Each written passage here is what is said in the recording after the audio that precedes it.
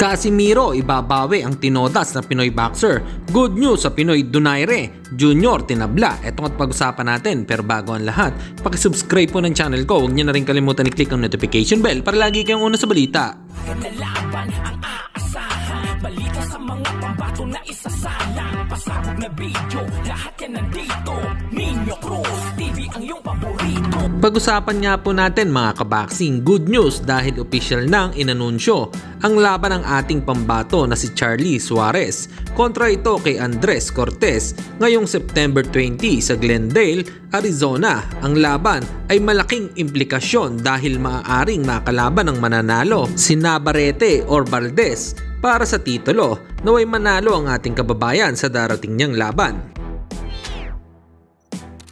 Samantalang matapos hamunin ni Nonito Donaire Jr., si Roman Chocolatito Gonzalez ay sumagot nga ito at ang sinabi ay wala siyang interes na labanan ng ating kababayan dahil wala naman siyang mapapala at wala daw kasi itong hawak na belt. Sayang at hindi natuloy ang laban. Maganda sana ito dahil parehas may edad na at legend sa boxing.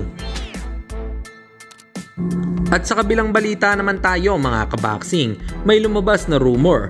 Mexican former world title contender Saul "The Beast" Sanchez ang umano'y makakalaban ni former 3 Division World Champion Janrel Cuadrolas Casimiro ngayong Oktubre at gaganapin umano ang laban sa bansang Japan.